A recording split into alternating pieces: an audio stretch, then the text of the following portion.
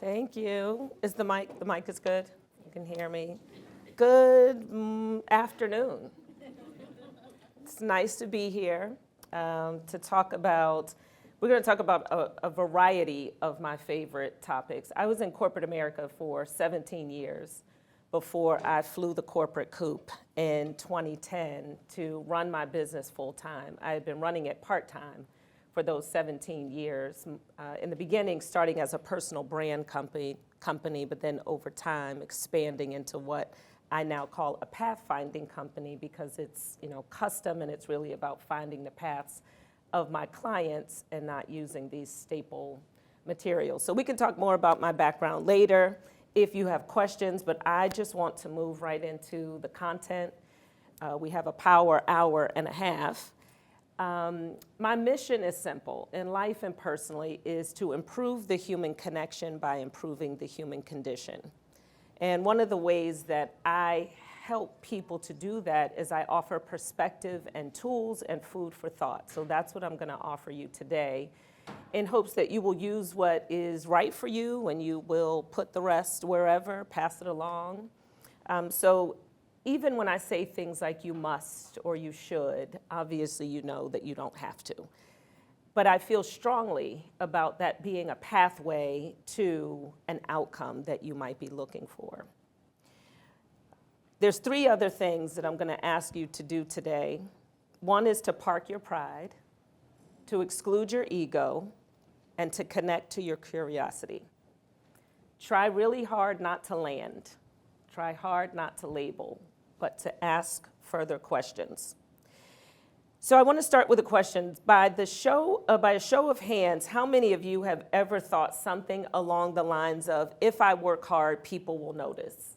If I just put my head down and get the work done, people will notice. Well, I also felt that way. That is how I started my career, and I got a few reality checks along the way.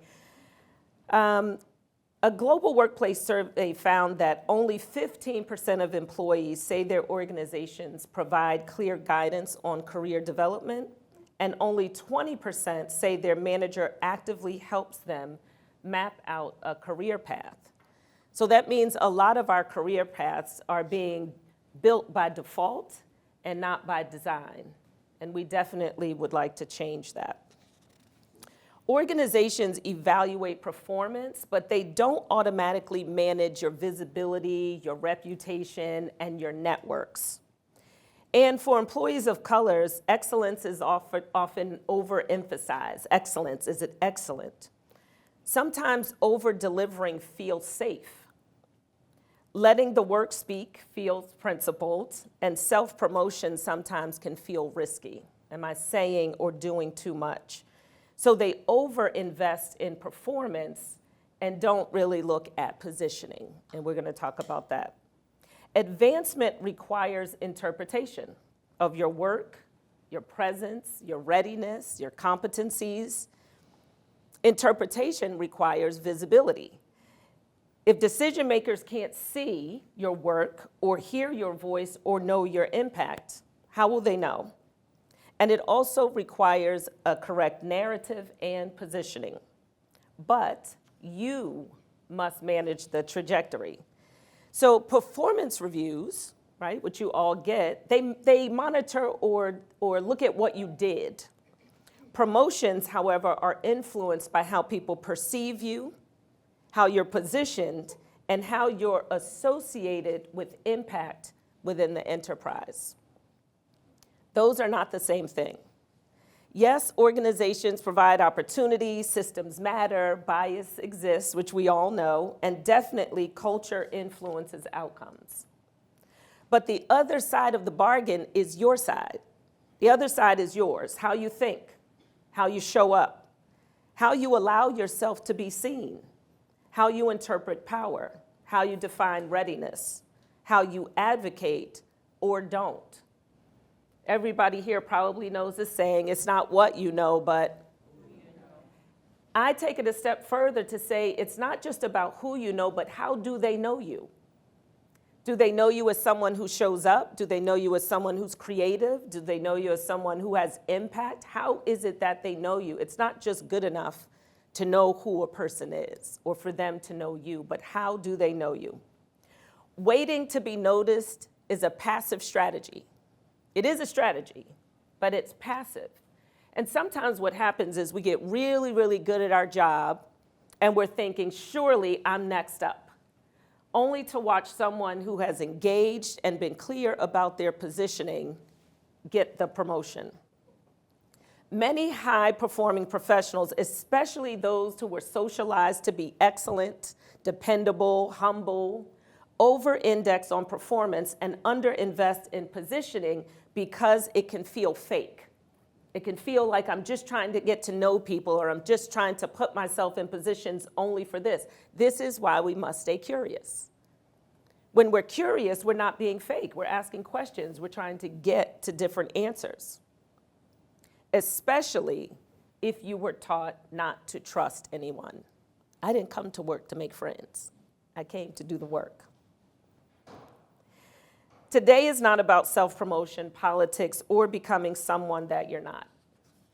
We're talking about ownership. Personal mastery first, and strategy second. It's difficult to advocate strategically for a future that you have not defined, yes? And sometimes, depending on your background or the tapes, the recordings, I'm dating myself, that are playing in your head, that can be scary. And we're going to talk about dismantling some of those belief systems. The stories, the labels, personal mastery, the assumptions, the places where you may be under-owning your influence. In our upcoming sessions, we'll break down strategic positioning, advocacy, sponsorship, and navigating influence dynamics. But today we're going to talk about awareness. Because before you can manage your career externally, you must understand what is managing you internally. I forgot about my slides. That always happens.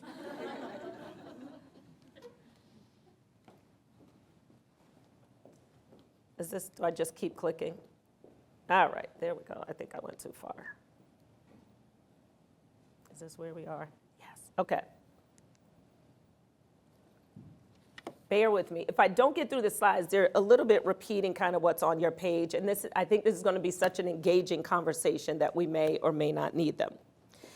So, career growth is not a one-sided thing. You have to participate in it. This slide talks about reclaiming your agency. This is deciding how you want to be known, and then it's followed by authentic actions. And we're going to talk about what that means. I feel like the word authentic has just become a buzzword, but oftentimes we're not talking about tactical ways on how you show up to actually be authentic.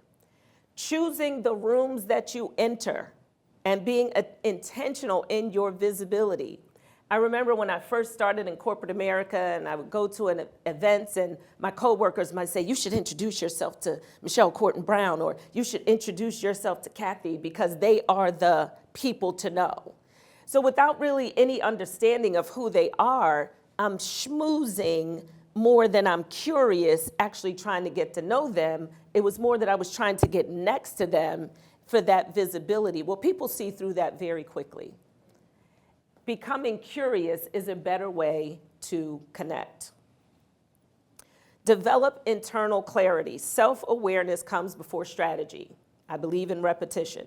How you think determines how you show up.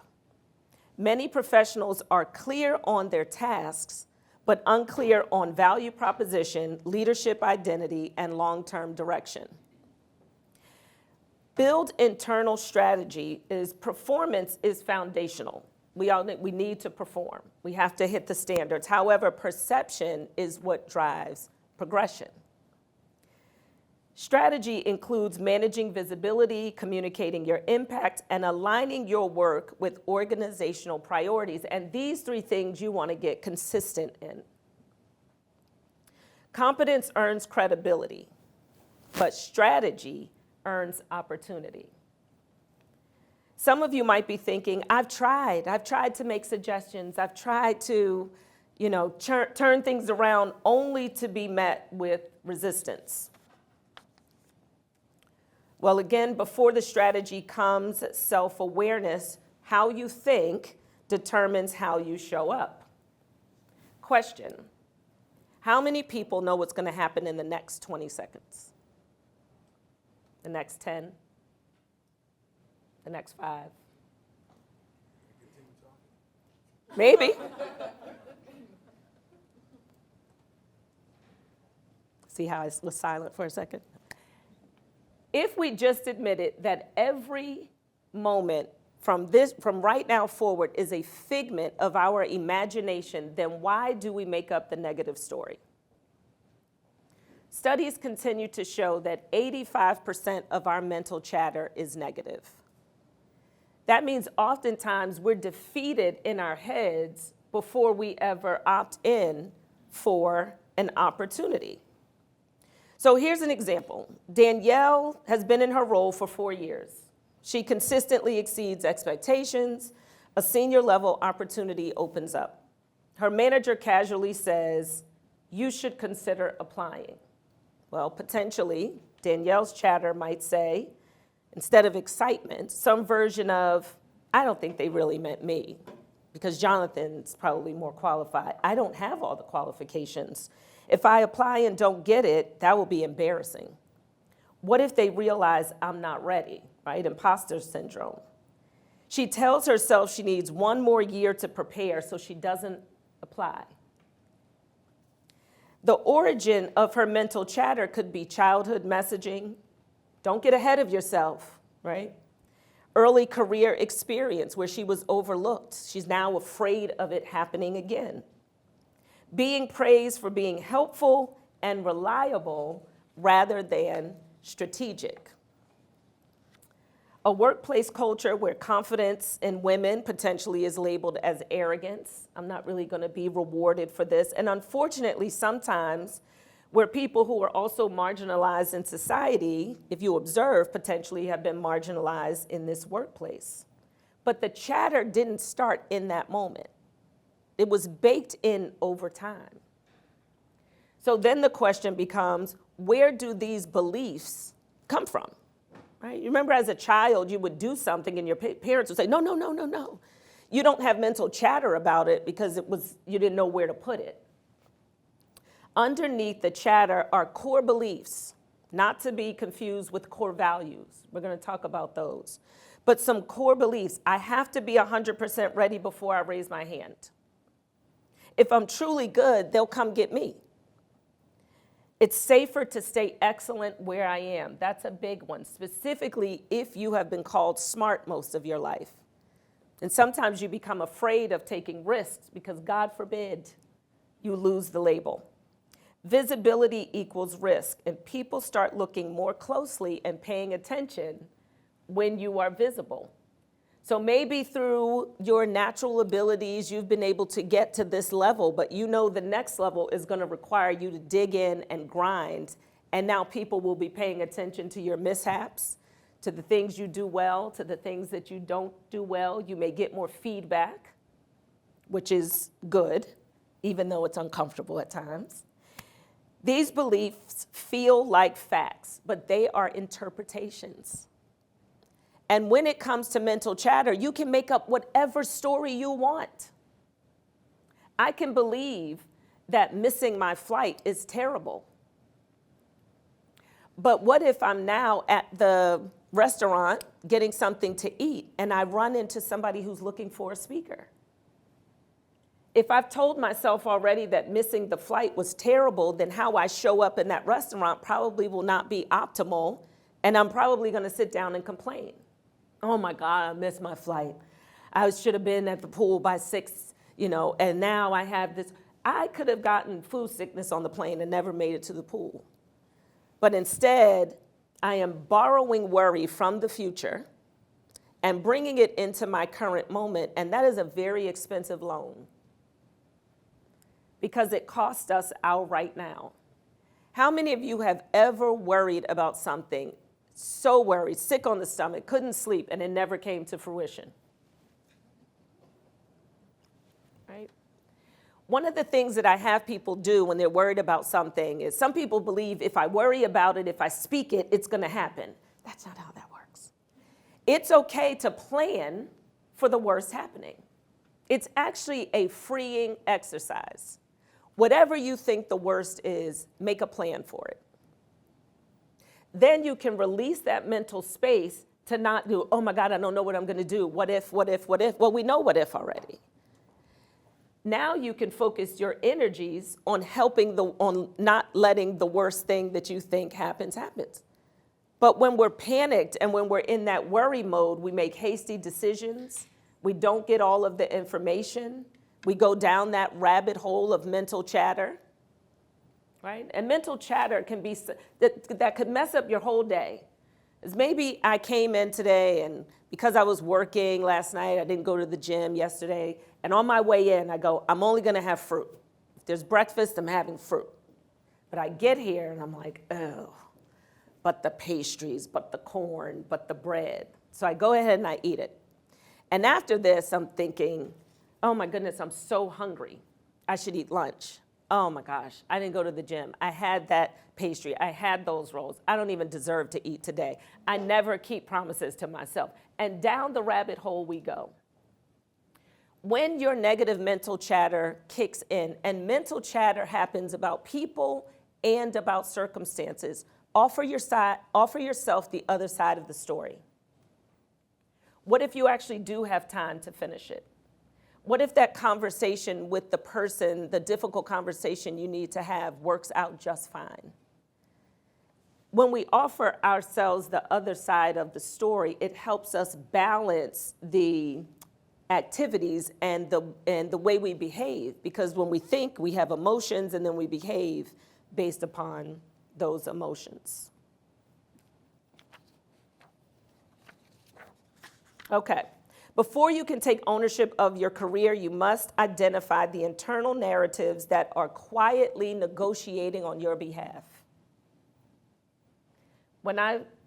Probably midway, if I've been in business for 20 years, halfway through, I was better than I started. When I first started, I was not delivering, the content was the same, but I couldn't deliver it like I'm delivering it now because I had to grow, I had to get to know it. So my clients were different. But at some point, I was ready for bigger leagues. But that mental chatter kept me in the beginning. So I'm still charging this, not now, but I was still charging the same prices. I was still showing up with a little bit of, questioning myself, not as confident. The mental chatter was saying, oh, well, there are other speakers who are bigger, who have spoken at this organization, and I'm not at that level. The mental chatter was keeping me from pitching bigger companies, from showing up in spaces that would benefit from what I had to offer at this point. Taming your mental chatter is life-changing.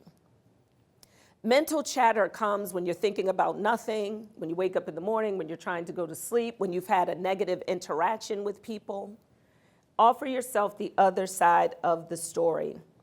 If Danielle doesn't challenge the narrative, she'll call it timing when it was actually self-doubt or fear. Yay, I remembered. I said that already. Okay. So I want to talk a little bit about the origin of our belief systems.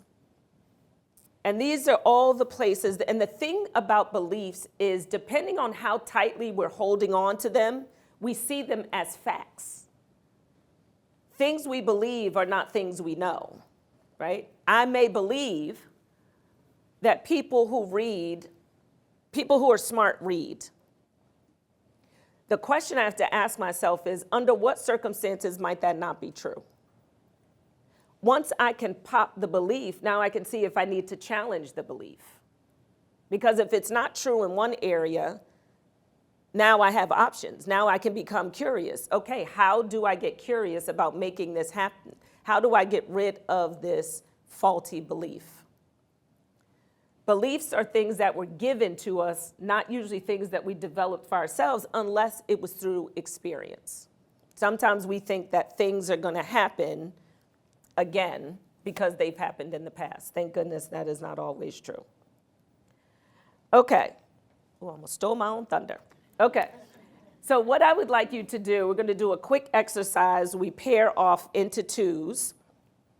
And I would like you to talk for 2 or 3 minutes to the person at the table around mental chatter that gets a grip on you and how you might balance that story out going forward. What is some of the mental chatter that shows up for you?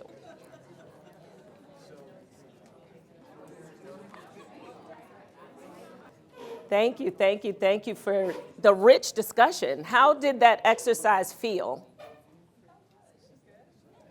Good?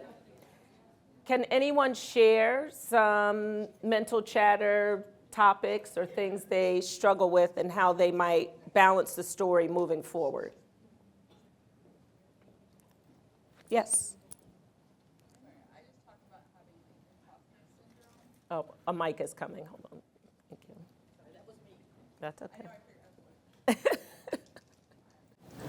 Talked about imposter syndrome, so that's the negative chatter, which ties into your comment about if you do more, you're visible, and when people find out that it's real. Yes. Did you think about ways you might battle that going forward? And no pressure if you didn't. I mean, I think it's an ongoing issue. So at the end of the day, I make as a personal matter, I make a conscious choice to reject negative thoughts. I think it comes in, but it's how I react. It's an ongoing struggle. So I don't know. Yeah, and I would offer to, in those situations, ask yourself the question, is that true? Is that true?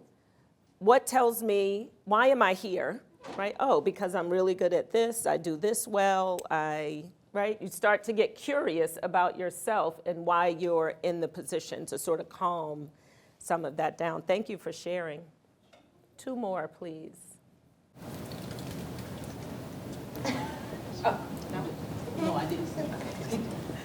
Hi, I actually used to work for a very challenging leader. The person's no longer in the company, I'll just say, but really would critique my work, and I felt like a lot of poking at my work all the time.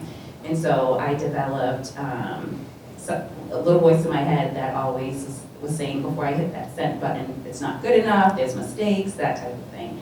And so I just remind myself, you've worked hard on this, you know what you're talking about. And so I've recognized that I have to mute that voice and turn it into positive self-talk. I love it. Yeah, the practice of hearing our own voices and not the voices of the people that submitted the belief into your psyche in the first place is a challenge, but once you get into practice, it's a little easier.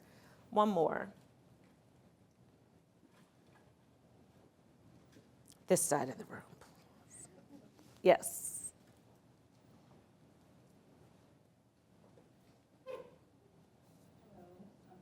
Can you guys hear me? Yes. Okay.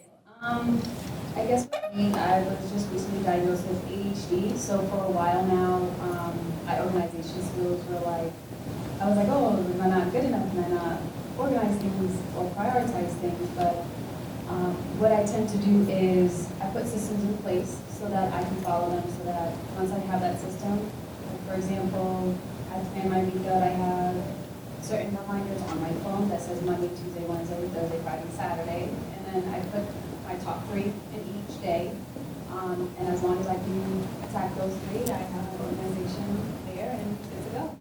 Thank you. You know, we say often, or we hear, comparison is the thief of joy. And then we do what? Compare, yes. So when we look at other people's processes, that means we can't be focused on our own, correct? So we're actually now detracting from where it is that we say we want to go. So putting blinders on and again, getting curious about the process. Early in my career, actually started in school, I didn't know I also had ADHD at the time, so I couldn't sit down. It seemed like all my friends could just write a term paper. Like they could do the outline, and from the outline, they create the paragraphs, and from the paragraphs, they create the paper. And then they do some minor edits, but I found that my thoughts at the time were all over the place. So I used to have to use 3x5 cards, write my topics on there, then number them, then put the topics together. So it took me a little longer to write the paper, but the paper was solid. And the point is to get to the outcomes that you're seeking, not to compare the process, right? Before you can, we moved on from that. Okay. We're going to get into my favorite part of every workshop that I do. It won't be the next one because you will have gone through it as of today, but it's the special sauce for the core value company. And we're going to offer you a little Tuesday gripe session. So what I would like you to do is to think of your top 3 pet peeves. And this is on your worksheet. Now, these aren't minor irritations. I'm talking about things that when it happens, your best friend, your sister is like, because you're not going to be the same. Like it evokes a negative emotional reaction for you. Think of 3. Write them down, please. We're going to talk about them.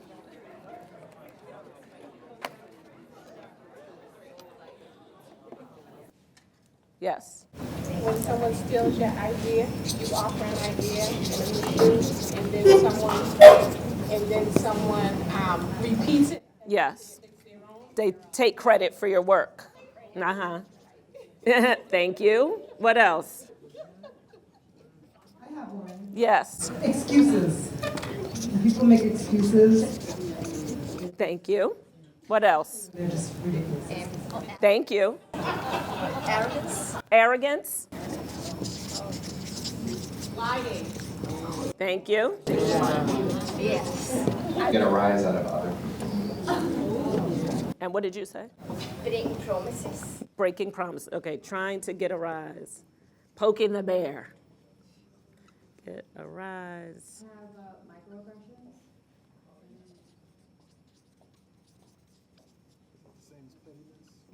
Mm-mm. What was the last one? Thank you. And then pettiness, I heard.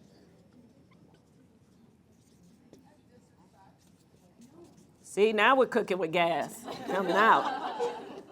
What else? Disingenuous people who continue to succeed. Disingenuous people. Who could, and you, what were you going to say here? I'm going to say improper planning. Improper planning. I'm like type A. I like a concrete plan. All right, 2 more.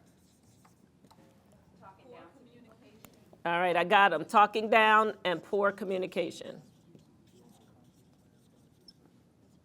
I was thinking of my pet peeves when I was reading. Okay, here we go. We're going to keep going. Now, what I want to know is, what are your reactions? I hear somebody giggling already. What are your reactions? Whether you name the pet peeve here or not, I would like to know, what are some of your reactions to experiencing a pet peeve? Anger. Okay, see, these are going to come fast. Frustration. Disappointment. Okay, hold on. Appointment. Okay. Cynicism. Ooh, big wow. Can I smell that?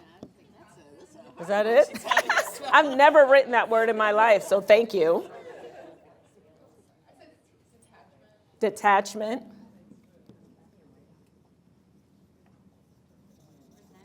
Resentment. Monica, in the chat, we have distance after unchanged behavior, Thank you. annoyed, Yep. frustrated. Thank you. And sometimes we shut down. Yep.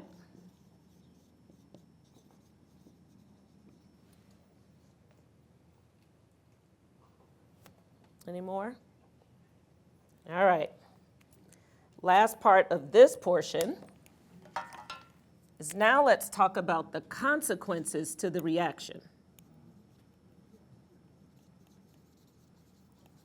What are some of the consequences to this?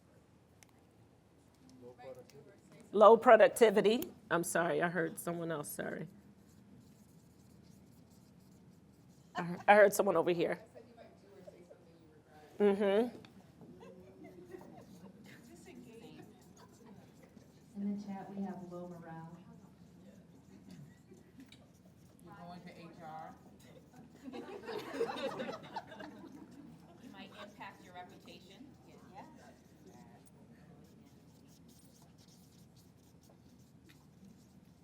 Disconnection or disengagement. But also it emboldens the other people too.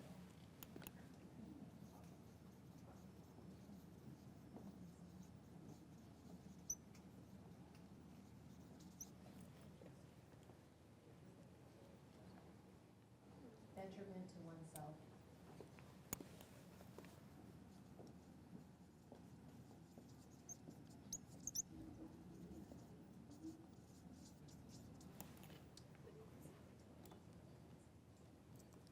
Okay.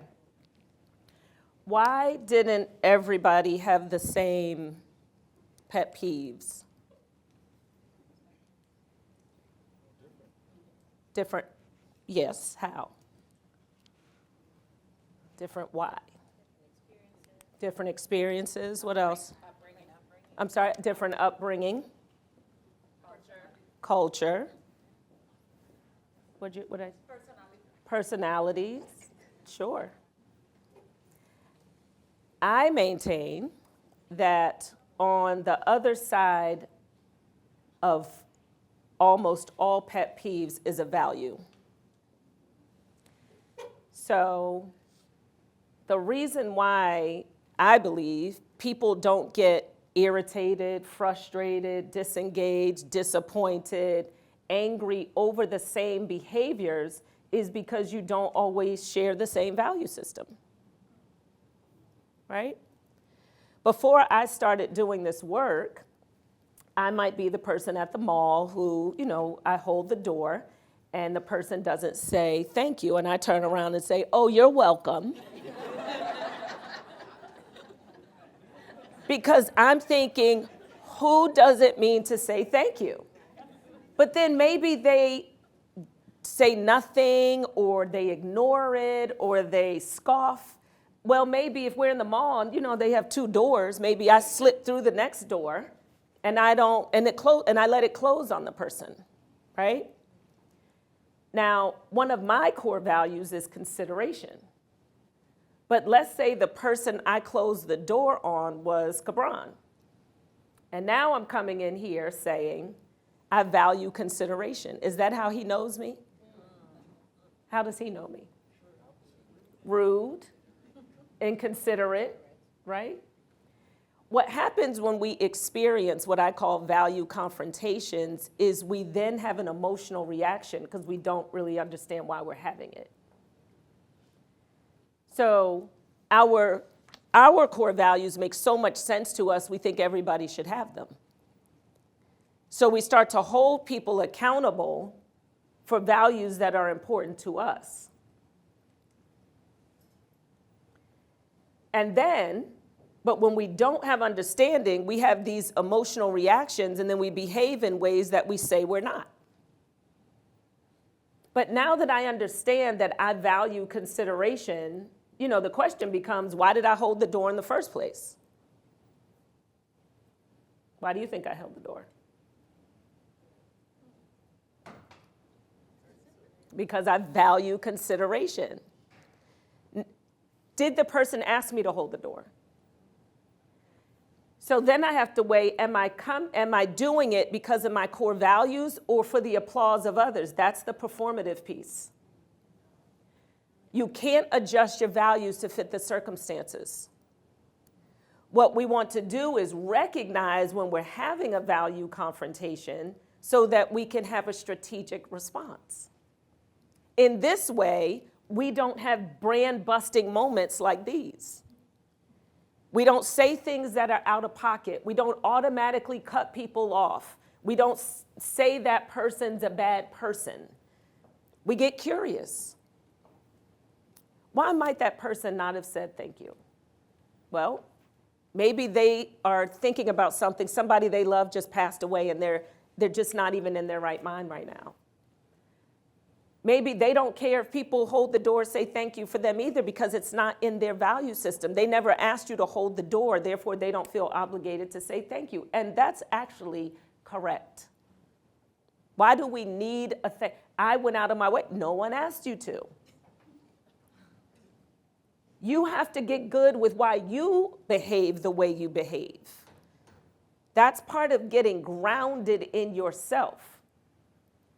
Once you identify your core values, and if you're interested, I'll send you a link. Once you identify your core values, then you put your priorities, your standards, and your beliefs to support the values. So if I say I value consideration, then I may believe in, which I do, I wipe the sink basin off in public restrooms. You're welcome. Because I don't want you to wet your pants. I'm considering whomever is coming after me, whether you're related to me or not, whether I know you or not. That is how I live out that value. And I'm never going to regret it.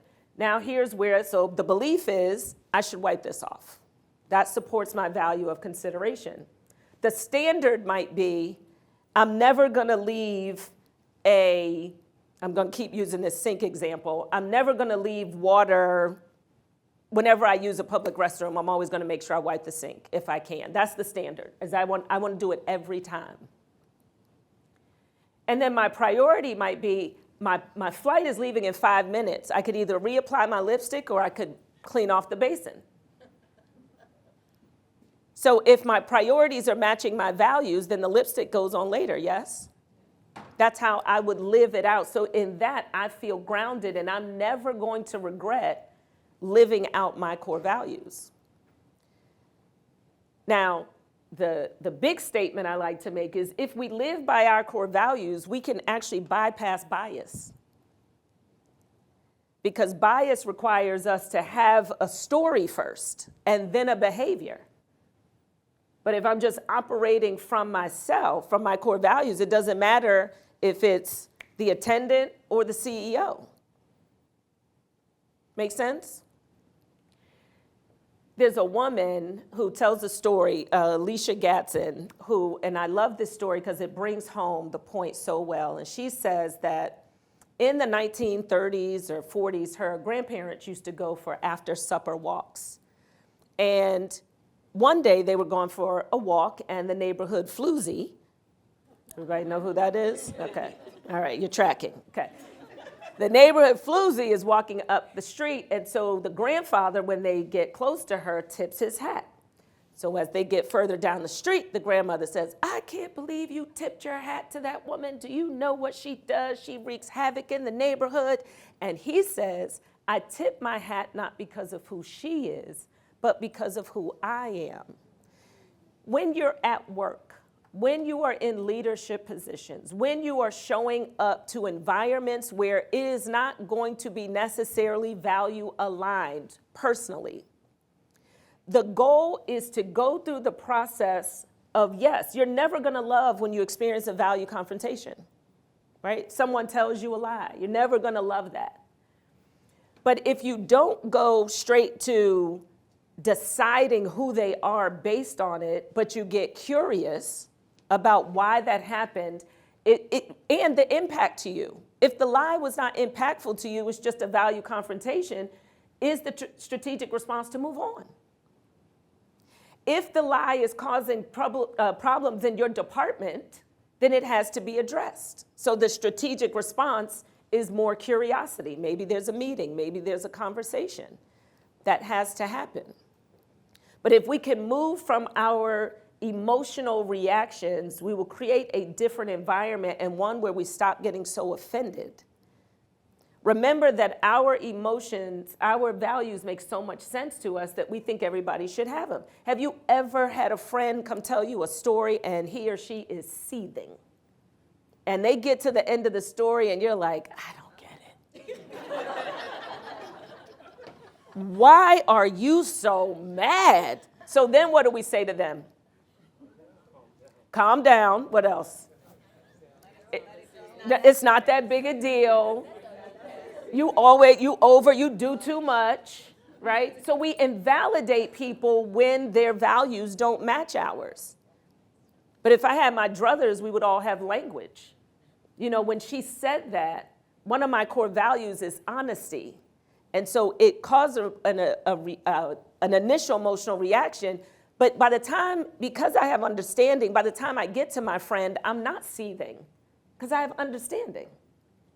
And in that understanding, there's less emotion. We freak out when we don't know what's happening. Yes? When we know what's happening, then we can figure out what we want to do next. Okay.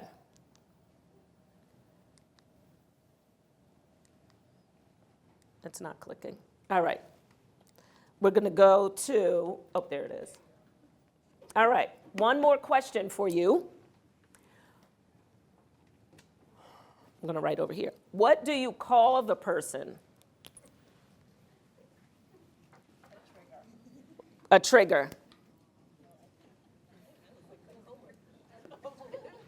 What do you call the person who did the thing you don't like? Keep it clean, though.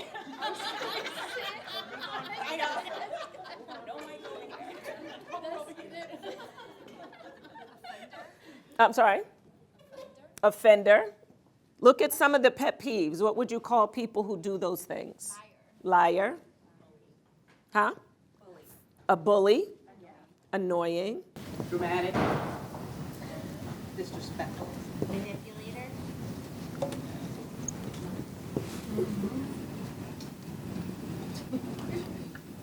Write that down.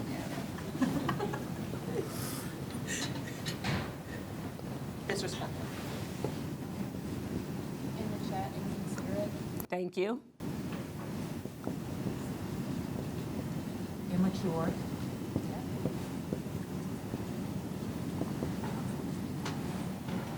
Inconsiderate. Yep. Oh, got it. That's okay. Insecure. Insecure. Unaware. Unaware. Debbie Downer. I'm sorry? Debbie Downer. The negativity. Yes. Debbie Downer. Debbie Downer. Chat, obtuse. I know how to spell that one. Okay. So we have this value confrontation. We experience this emotional reaction. No matter whether the consequence is an outward brand-busting moment or not, it changes us for a second, yes? Efficiency and consideration are both values of mine. So I have a friend who used to show up late for events. So I like to get there for the networking portion of the events. Why? Because I like connection is another value of mine. We might say we're leaving my house at 6:30 and she might get there at 6:50. So now I'm different. You know, but I don't want to argue. I don't want to get into it, but I'm quiet. And when I get to the event, it takes me a minute to get my mojo back. Because I want to say something, it's still resting in me. And I felt like it was inconsiderate. So my emotional reaction was internal. That was before I started doing this work, and I just said, she doesn't value consideration. And if I look at her behavior in general, I know that. But I didn't have understanding of it. So instead of throwing the baby out with the bathwater, my strategic response is, because we have a good time when we're out, that's not the problem. It's the beginning, it's how we start. So now I might say, I'm leaving my house at 6:30. If you're not there, I'll see you there. Problem fixed. I don't have to wait and then be annoyed because she doesn't value what I value. The goal is not to convert people. It's to gain understanding and figure out how can we strategically still get the outcomes that we're looking for. Can anybody think about a scenario on how this might show up at work? You experience a value confrontation. What might be your emotional reaction? And what might be a consequence? It could be a made-up story. I'm sorry, can I take you back to something you just said? You sure can. As far as your friend and not being on time, Yes. and you're making adjustments for that, and you said you don't have to convert them. Mm-hmm. So then, how is the situation changing really? If you're not, Because I still get to go to the networking event, which was the point. It may not be as important. It's obviously not that important to her to go to the network, and nor should it be. Who am I to say you should be there? so then over time, what you do is you compensate for that person's inability? I wouldn't call it a compensation because I'm not missing anything. She still leaves at 6:30. I still get there when I go. The Frank is not. She still comes when she comes. Yeah, All right, yeah. thank you. I have yet to see a time where people really get converted. You can, depending on your position in their lives, you can badger them enough to make temporary changes, but the long-term change, if they don't value it, they don't value it. But if we're meeting, like we're supposed to meet, Yes. and then they habitually always late, so that does have an impact on me, even though I'm not trying to change them. But so how do we articulate that scenario? Okay, I thought you were about to take this, but let's use this at work, right? There's someone who doesn't value time and efficiency. There's a few things that come into play here. One is your influence over that person. If they are somebody that is a coworker, somebody that reports to you, or someone that you report to. Because your influence on that person, you then have to decide how much you want to try to have it. But then you have to decide, do I want to have a conversation? Do I want to always bring 15 minutes worth of emails to get through, right? Do I want to schedule it so that I'm still productive? There's lots of ways, but that's where the strategy comes in. So you have to figure out, is it a conversation to say, when you do this, it makes me late for these things? Or I'm supposed to pick up my child, but when you're 15 minutes late, we still have the hour meeting, and now, so you talk about the consequences, but now you don't do it with an attitude. You don't do it with the assumption that the person should behave like you want them to behave. Does that make sense? You're struggling with this concept, yes? Because that's Yeah, you want them to change. respectfulness. Like you respect others' time. Maybe they don't. What it does for me, it makes me go back to something you said earlier about creating pathways, because I could see where over a period of time, resentment would come in. Yes, yes. So you have to develop a pathway to keep you from resenting this person who is continuously coming late. So if I recognize that this person doesn't value time and efficiency or consideration in the way that I value it, I'm now not upset with them anymore. It's not personal. I've now distanced myself from the activity. Why am I offended? That's how they function. My goal is to become more strategic about my engagement with that person, so that I'm not causing lack of productivity, so that I'm not having brand busting moments because I said something out of pocket, so that I'm not missing out on that person's talent because I've decided that I'm so resentful they're now not going to get certain projects. And now we're going to go back to these things. So what happens is we have these pet peeves, we have these emotional reactions. We may or may, well, we do have consequences if they're external or internal, and then we label the entire person. Because when it's such an emotional reaction, if it's truly your pet peeve, you feel deeply about it. So then you label it. Somebody said, and this is my favorite example, I was waiting for it, that they would call the person a liar. How many lies do you have to tell to be a liar? One? Anybody else? 5 to 10. Okay. 1 per day. I'm sorry? A consistent pattern, yeah. What's that mean? I mean, sometimes someone who just consistently can't tell the truth. Okay.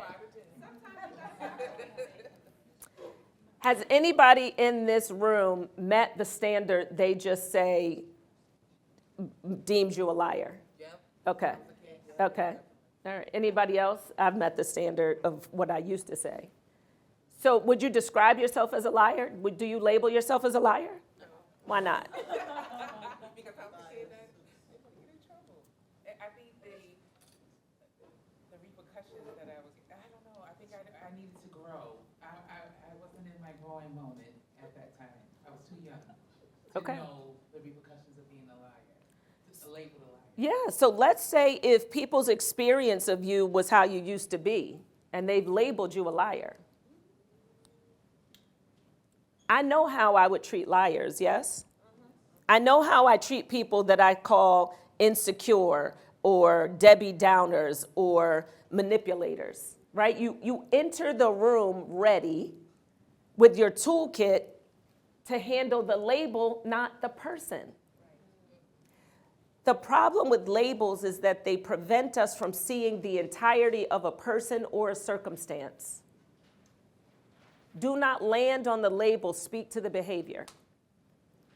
In order to be a liar, you have to lie all the time.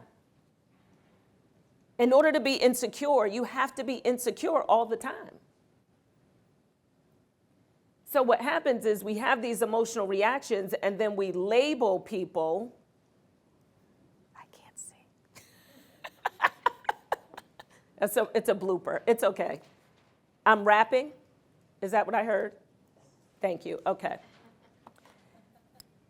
All right. Thank you so much. I don't know why in my mind, it doesn't matter. Okay. So I'm asking you not to label. Going forward, just speak to the behavior. So instead of saying that person's a liar, even saying that person's smart. I haven't told my kids they were smart since I went through efficacy, which Michelle knows.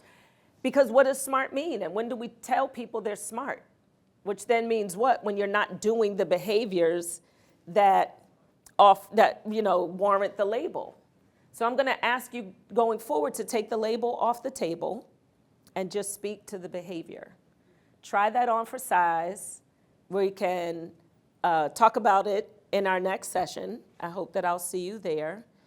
And we will end here.